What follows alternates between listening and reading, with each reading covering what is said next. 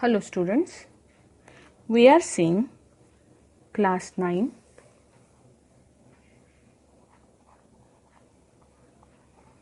physics.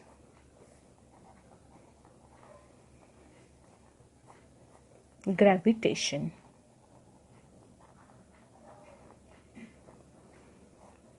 Gravitation. Okay, in the previous video we have seen the meaning of gravitation. What is gravitation? Gravitation is a force of attraction that exists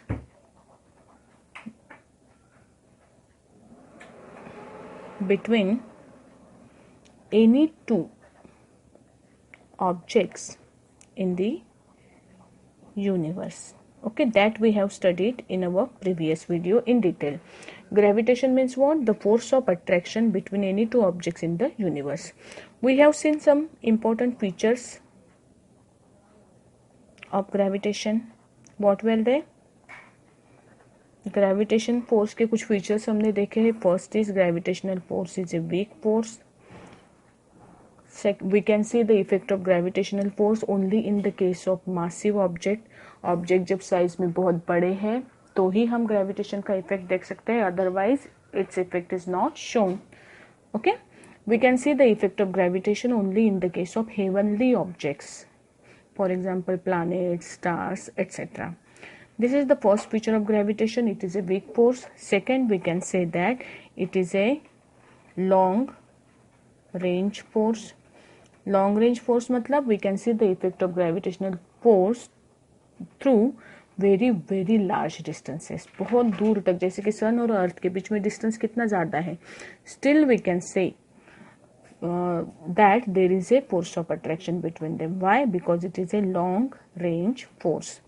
Third condition, we have seen that it is always attractive. Gravitation is what? Always attractive. It is never repulsive. And fourth, we have studied that it obeys inverse square law.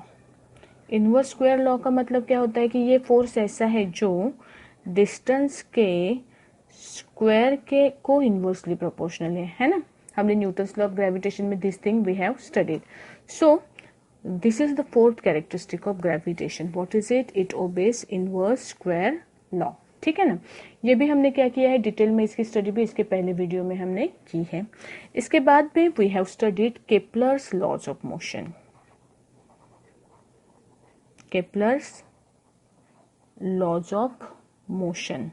How many laws were there? Kepler's laws of motion 3 है अपने पास. पहला law कौन सा है? First law is law of orbit. This law tells us that every planet, these are laws of which motion? Planetary motion. मतलब planets sun के along कैसे रिवॉल्व होते हैं, that is explained by Kepler's laws of planetary motion. पहला law हमें बताता है कि the planet always revolve around the sun in a circular orbit.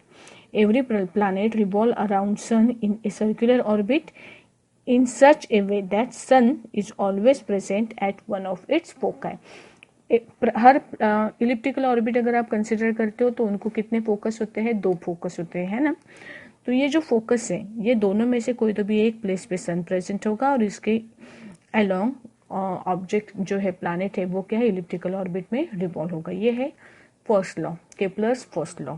Second law है that is called as law of areal velocity.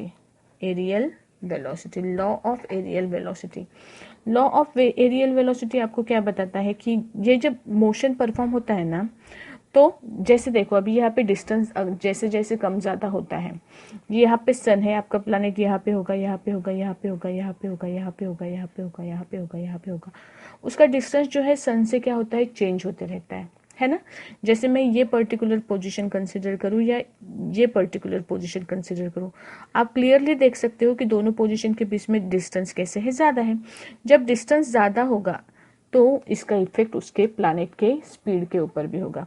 When the planet is very closer to the sun, उसकी speed कैसे होगी, gravitational force उसके ऊपर ज्यादा act होगा, उसकी speed ज्यादा होगी। जैसे जैसे वो दूर जाता है वैसे वैसे ग्रेविटेशन का इफेक्ट कम होगा, प्लैनेट की स्पीड क्या होगी, कम होगी। इसका मतलब speed is not constant here. तो यहाँ पे कांस्टेंट क्या रहता है, यहाँ पे कांस्टेंट रहता है एरिया कवर्ड बाय, हम इसे क्या बोलेंगे, line joining sun and planet, line joining, area covered by line joining the sun and the planet. The line joining the sun and the planet is constant. Area covered by line joining the sun and the planet in given time is always constant. Okay, so this is our what, second law of planetary motion. Kepler का second law हमें बताता है कि aerial velocity जो है हमेशा, aerial means related to area, aerial velocity means related to area. Okay, the area covered by an object in equal time interval is equal. Okay, so this is second law, Kepler second law of motion. Now let us see the third law. What does third law indicates, let us see Kepler's third law.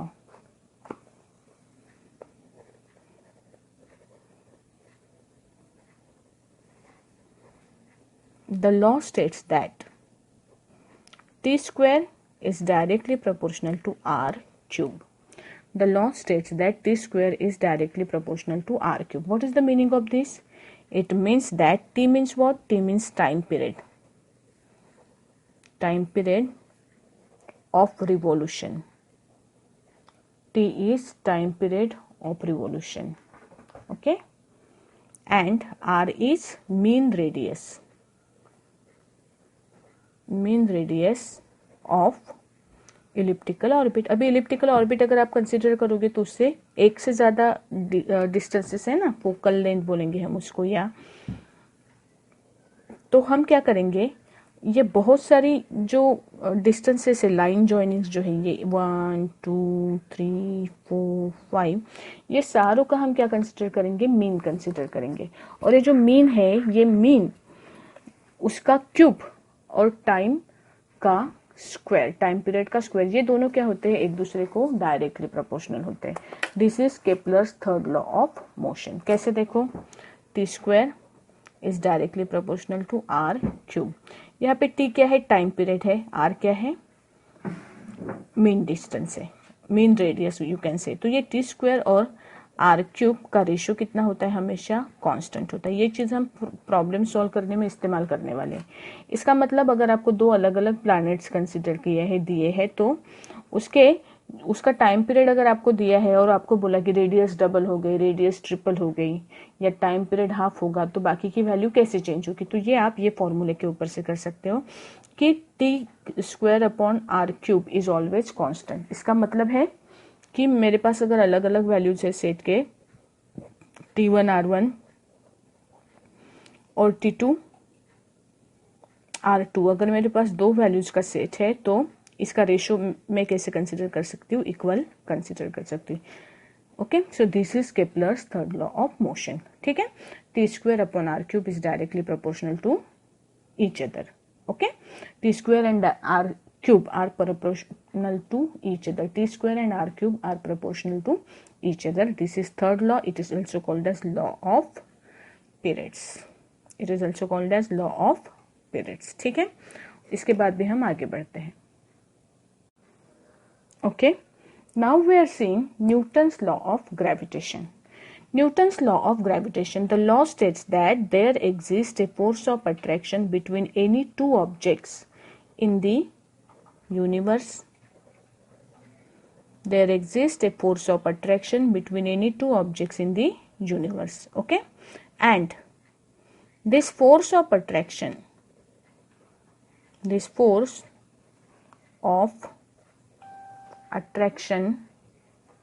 is directly proportional to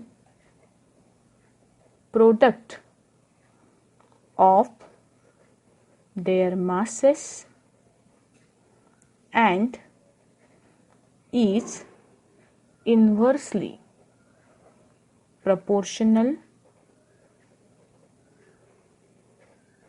to square of the distance between them.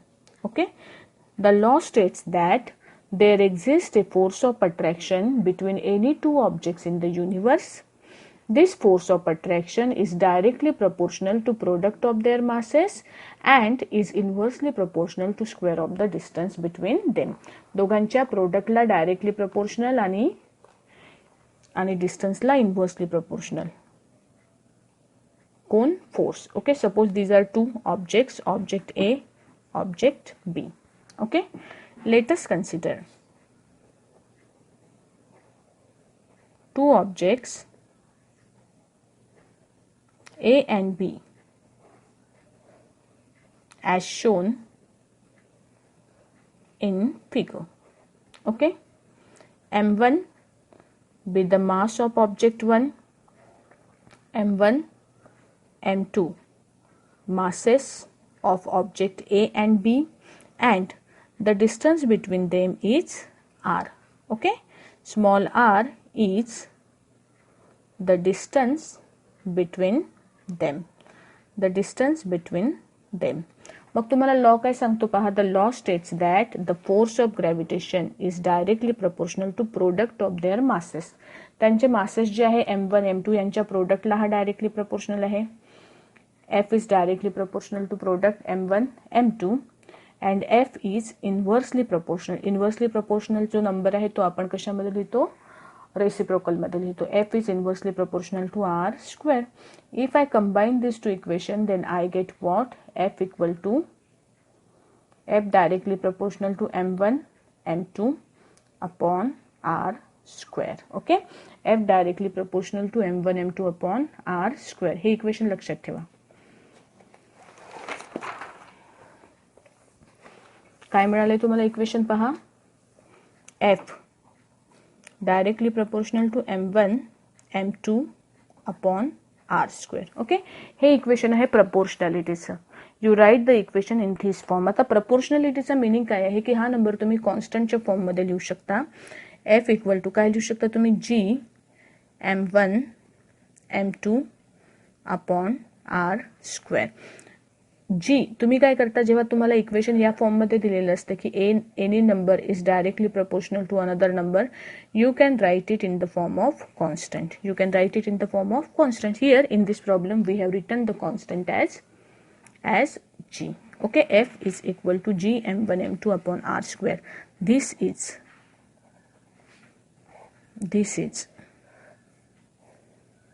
mathematical form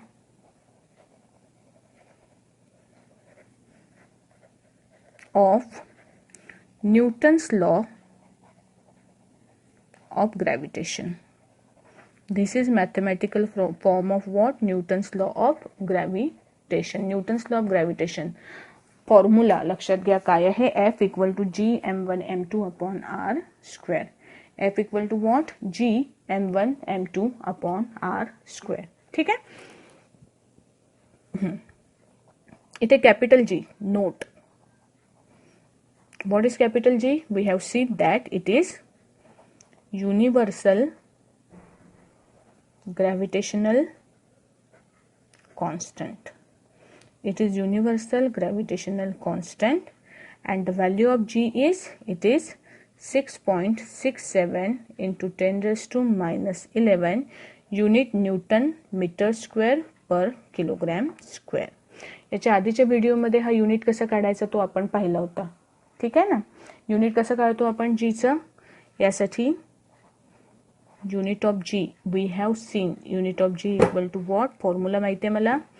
F equal to G m1 m2 upon r square. जीचा formula लिहितो आपण या इक्वेशनवरून. G equal to what? G equal to F R square upon m1 m2. युनिटच्या फॉर्ममध्ये unit of G आपण लिहिला होता फोर्सचं युनिट आहे न्यूटन, डिस्टन्सचं युनिट आहे metre square upon m1 m2 kilogram into kilogram kilogram square, that is newton metre square per kilogram square. It is also written in this manner, Newton meter square kilogram raised to -2. याला पर kilogram square असं rate करायचं. ठीक आहे, this is the unit of G. Okay, आता इथे जीच्या definition मध्ये पहा आपण एक गोष्ट पाहिलेली आहे की G is what, G is universal gravitational constant. Okay, why G is called as universal gravitational constant? नुसतं कॉन्स्टंट का नाही म्हणत आपण त्याला? Because the value is constant all over the universe. युनिव्हर्समध्ये कुठेही जा तुम्ही, जीची व्हॅल्यू तुम्हाला कशी मिळते? कॉन्स्टंट मिळते. The value of G do not change everywhere. Okay, so that is why it is called as universal gravitational constant. Okay, so remember this point. What is this? Why G is called universal constant? Why G is called universal constant? Because the value of G, capital G, is same everywhere on the universe. Universe मध्ये कुठेही जा, जीची value कशी राहते? जीची value नेहमी कशी राहते? Constant राहते. That is why G is called as universal gravitational constant. And what is the value of G? 6.67 into 10 raised to -11 Newton meter square per kilogram square. Okay, this is the value of G and it is constant everywhere on the universe. Okay, after that we have seen definition of G. G ला define कसं कराल? How will you define G, capital G, universal gravitational constant? That we have done on the basis of formula. We know that according to Newton's law, what we know? F equal to G m1 m2 upon r square. This is the formula of G. Now suppose that I am having two objects m1 m2, both are having mass 1 kilogram. Suppose mass of both the object is same 1 kilogram and they are separated by a distance of 1 meter. Okay, they are separated by a distance of 1 meter. Then I can write if m1 equal to 1 kilogram, m2 equal to 1 kilogram, r equal to 1 meter, then what will be the value of f? F will be equal to G into 1 upon 1 square, यानी कि 1. तो this is the value of f. F is equal to G. F is equal to G means F is equal to universal gravitational constant, or I can also write that G equal to F. है ना, G is equal to the force of attraction between what? Between two objects of unit mass separated by unit distance. है ना, दो masses अगर है 1 kilogram के और वो अगर 1 मीटर के डिस्टेंस से पर है एक दूसरे से, तो उनके बीच में जो फोर्स ऑफ अट्रैक्शन होगा, that force of attraction is equal to what? That is equal to universal gravitational constant. Okay, that is equal to what? Universal gravitational constant. ठीक है, so this capital G is defined as, capital G is defined as the force of attraction between any नहीं आएगा अभी, between two objects of unit mass separated by unit distance. Okay, what is G? G is the force of attraction between two objects of unit mass. Unit mass का मतलब, unit का मतलब 1, हाँ, unit mass मतलब 1 kilogram mass के दो objects जिनके बीच का डिस्टेंस कितने का है? यूनिट है मतलब 1 मीटर है, उनके बीच में जो फोर्स ऑफ अट्रैक्शन है, that force of attraction is defined as G. That force of attraction is defined as G. G is defined as the force of attraction between two objects of unit mass separated by unit distance. Separated by unit distance. ठीक है. अभी we are moving to the next topic. Let us see now how to prove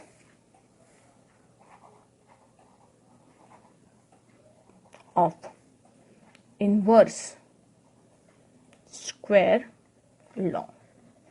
inverse square law जो हमारे पास यहाँ पे Newton ने इस्तेमाल किया है. न्यूटन ने क्या बोला? न्यूटन ने हमें ये बताया है कि न्यूटन प्रूव्ड दैट और stated that the gravitational force is directly proportional to product of masses and gravitational force is inversely proportional to square of the distance between them. ये जो है आपका gravitational force is inversely proportional to square of the distance between them. This is called as inverse square law. ये जो statement लिखा है ना हमने, इसको बोलते हैं इनवर्स स्क्वायर लॉ. इसको क्या बोलते हैं? Inverse square law. इस लॉ को प्रूव कैसे कर सकते हो आप? इस लॉ को प्रूव कैसे कर सकते हो? तो this is proved by using Kepler's law. We are going to see the proof of this. For that purpose see, let us consider. We will consider it by the example of planet. Let us consider a planet revolving in a simplicity के लिए अपन consider करते हैं circular orbit. Let us consider a planet revolving in a circular orbit around the sun. Around the sun. Suppose करो कि एक object, एक planet है, circular orbit में सन के अलोंग क्या हो रहा है? रिवॉल्व हो रहा है. Okay. Let T be the time period of revolution. Capital T be the time period of revolution of planet and capital R be the radius of planet. Capital R imagine करो क्या है? Planet की radius है. अभी यहाँ पे एक चीज ध्यान में रखो कि कोई भी ऑब्जेक्ट जब सर्कुलर मोशन परफॉर्म करता है, the object is revolving. The object is revolving in the circular orbit. ये हमें पता है यहाँ पे, है ना. कोई भी ऑब्जेक्ट जब सर्कुलर मोशन परफॉर्म करता है, it means that there is a centripetal force present there. Okay. Whenever the object is moving in a circular orbit, वहां पे कौन होता है? There exist a centripetal force. Whenever an object is performing circular motion, whenever an object is performing circular motion, there exists a centripetal force. Centripetal force के अलावा circular motion होता ही नहीं है. इन दिस केस, हमारे case में the gravitational force is providing the necessary centripetal force. अभी हमारे case में सन और प्लैनेट दोनों के बीच में जो फोर्स ऑफ अट्रैक्शन है, gravitational force of attraction, that is providing the required centripetal force. कौन? जो ग्रेविटेशनल फोर्स है वो क्या कर रहा है? सेंट्रीपेटल फोर्स प्रोवाइड कर रहा है ना. उसी की वजह से ऑब्जेक्ट क्या हो रहा है? सर्कुलर ऑर्बिट में रिवॉल्व हो रहा है. मतलब here and I can write that gravitational force equal to what? In case of planet it is equal to centripetal force. अभी यहाँ पे थोड़ा सा हमें लर्न करना पड़ेगा एक फॉर्मूला. ठीक है ना. ग्रेविटेशनल फोर्स का फॉर्मूला हमें पता है, Gm1m2 upon R square. Centripetal force जो होता है ना, सेंट्रीपेटल फोर्स, उसका फॉर्मूला होता है mv स्क्वायर अपॉन आर. फिलहाल के लिए ये लर्न कर लो. What is this? See, centripetal force equal to what? mv square upon are. ठीक है। तो अभी मतलब मैं क्या लिख सकती हूँ कि gravitational force equal to centripetal force, और centripetal force equal to what, m we square upon r, है ना। So I can write here m we square upon r. हमारी रेडियस कैपिटल आर है, so I am writing here capital r, m we square upon capital r. Here v is velocity of planet, linear velocity of planet we are talking about, and m is mass of planet. m is what? m is mass of planet. Okay, तो आपको equation मिला f equal to M we square upon are. ठीक है, अभी हमें find करनी है value of v। v जो है उसकी वैल्यू अभी फाइंड करेंगे अपन। फॉर्मूला ध्यान में रखो, यहाँ पे कौन सा फॉर्मूला मिला आपको? आपको फॉर्मूला मिला f equals to M we square upon are. ठीक है, मैं इसको इक्वेशन नंबर 1 बोलती हूँ। Now to find velocity, velocity का फॉर्मूला क्या है? Velocity equal to distance upon time, distance covered upon time. Okay, displacement भी बोलते हैं हम उसे, ठीक है ना। लेकिन हमें सिर्फ लीनियर वेलोसिटी निकालनी है, so I can write distance also.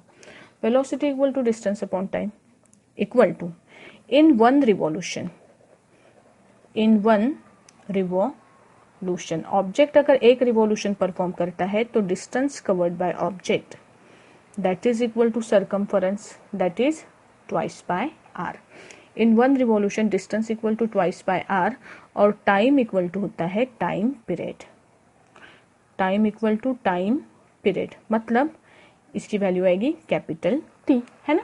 Therefore velocity का फॉर्मूला आएगा velocity equals to twice by R, distance covered हमारा आर कैपिटल है रेडियस के लिए, अपॉन टी। ठीक है, ये वेलोसिटी की वैल्यू आई। Put this value of velocity in equation number 1। आपका जो इक्वेशन 1 आया था ना, F equal to M we square by R, इसमें वी की वैल्यू पुट करो। ठीक है, कि F equals to M we square है, देखो अभी twice by R upon capital T का स्क्वायर अपॉन आएगा आपका आर। ठीक है, मतलब ये क्या होगा? That will be equal to M into 4, 2 का स्क्वायर, पाई का square pi square R square, upon में टी का स्क्वायर आएगा T square multiplied by R. ठीक है, ये आया आपका फॉर्मूला फोर्स के लिए। अभी यहाँ पे एक आर कैंसिल हो गया, means you are getting what? You are getting m into 4 pi square r upon t square. Okay, this is the formula for what? This is the formula for F, है ना। Force के लिए आपको क्या formula मिला? ये formula आपको मिला, ठीक है ना। अभी मैं क्या कर रही हूँ, देखो, now we are doing a adjustment here. What is this? Multiply and divide RHS by R square. RHS को राइट हैंड साइड को मल्टीप्लाई भी करो और डिवाइड भी करो आर स्क्वायर से। क्या मिलेगा आपको? F इक्वल टू मिलेगा m into 4 pi square R upon T square multiplied by R square divided by R square. ठीक है, F equal to m into 4 pi square R upon T square multiplied by R square divided by R square equal to क्या मिलेगा? देखो, equal to m 4 pi square R into R square हो जाएगा R cube upon T square into R square. Upon में term देखो क्या मिली आपको? m 4 pi square R cube upon T square R square. अभी यहाँ पे देखते हैं, आपको m कांस्टेंट है, आपका m कैसे है? m is a constant, 4 number है, कांस्टेंट है, पाई 3.14 कांस्टेंट है। ये तीनों टर्म आपकी क्या आएगी? कांस्टेंट आएगी ना। This 3 terms are constant. उसके बाद में देखो, आपको मैं ये इक्वेशन आगे के पेज पे फिर से लिख रही हूँ ताकि अच्छे से समझ में आए। F equals to m into 4 pi square R cube upon T square into R square. अभी ये इक्वेशन देखो, इसको मैं अलग करती हूँ। 4m पाई स्क्वायर, ये पहली टर्म मैंने लिखी separate, 4m pi square into R cube upon T square, okay, into 1/r²। जो मुझे रिजल्ट चाहिए उस हिसाब से लाने के लिए मैंने क्या किया, ये मल्टीप्लिकेशन है, हाँ, डॉट मतलब मल्टीप्लिकेशन। मैंने इधर वाला पोर्शन सेपरेट लिखा 4m², r³ मैंने सेपरेट लिखा r³ इंटू 1/r²। अभी देखो 4 कांस्टेंट है, m mass of object constant है, पाई 3.14 कांस्टेंट है, मतलब ये टर्म आपको कांस्टेंट मिली मल्टीप्लाइड बाय, आपको केपलर्स थर्ड लॉ बताता है कि केपलर्स थर्ड लॉ क्या है, याद है, t² directly proportional to r³, है ना, t² directly proportional to r³, मतलब t²/r³ आपको कैसे मिलता है, यू गेट t²/r³ कांस्टेंट, अभी थोड़ी देर पहले हमने देखा है ना। मतलब इसका अगर मैंने रिवर्स किया r³/t² तो भी मुझे क्या मिलना चाहिए, कांस्टेंट ही मिलना चाहिए ना। इस हिसाब से यहाँ पे आएगा constant multiplied bye constant multiplied by 1/r²। ये पूरी की पूरी टर्म जो है वो क्या है, कांस्टेंट है। कौन सी term, 4m² into r³/t² constant है, मल्टीप्लाइड बाय 1/r²। तो मुझे फोर्स इक्वल टू क्या मिला, देखो फोर्स इक्वल टू इक्वेशन मिला मुझे कांस्टेंट अपॉन r², है ना। तो मैं इसको लिख सकती हूँ, अगर मैंने कांस्टेंट निकाल दिया तो इसका कन्वर्शन प्रोपोर्शनलिटी में हो जाएगा, f inversely proportional to r², ठीक है, f inversely proportional to r²। ये है inverse law, inverse square law, hence inverse square law is verified, hence inverse square law is verified. ऐसे हम क्या कर सकते हैं, इनवर्स स्क्वायर लॉ को वेरीफाई कर सकते हैं, ठीक है। फिर से एक बार देखते हैं proof of inverse square law. Proof करना है, मतलब क्या करना है आपको, force is inversely proportional to square of the distance between them, ये प्रूव करना है। For that purpose we have considered that, let us consider the object performing circular motion, we have considered a planet which is performing a circular motion। elliptical के जगह पे हमने circular orbit consider किया, क्योंकि circular consider करोगे तो इसको easily prove कर सकेंगे, ठीक है। is directly is moving in a circular orbit, तो if the object is moving in a circular orbit it means that there exists a centripetal force, है ना, and this centripetal force is provided by gravitational force, so I can write gravitational force equal to centripetal force equal to mv²/r, mv²/r, ठीक है ना। तो force का equation मुझे मिला mv²/r। इसमें वेलोसिटी फाइंड करते हैं अभी सबसे पहले। so to find velocity I can write velocity equal to distance upon time। 1 revolution में ऑब्जेक्ट ने कवर किया हुआ डिस्टेंस होता है 2πr और टाइम इक्वल टू होता है टाइम पीरियड। सो इक्वेशन मिलेगा v equal to 2πr/t। Value put करो, कौन से इक्वेशन में, f इक्वल टू mv²/r में पुट किया, f इक्वल टू mv² के जगह पे 2πr/t का स्क्वायर अपॉन r, ये हो जाएगा f equals to what, m 4π²r² r, एक r cancel, f equal to आया m इंटू 4π²r/t²। इक्वेशन को ऊपर नीचे r² से मल्टीप्लाई करो, यहाँ पे क्या आएगा r³ ऊपर और नीचे r², मतलब इक्वेशन मिलेगा m इंटू 4π²r³ t²r³। अब इसको कांस्टेंट के फॉर्म में हम लिखते हैं, see f equals to m into 4π²r³ into r²। सारी कांस्टेंट टर्म सेपरेट लिखी, ये कांस्टेंट है, इधर की टर्म कांस्टेंट है केपलर्स लॉ के हिसाब से, इंटू 1/r², मतलब f इक्वल टू आया कांस्टेंट मल्टीप्लाइड बाय 1/r², मतलब f is inversely proportional to r², ठीक है।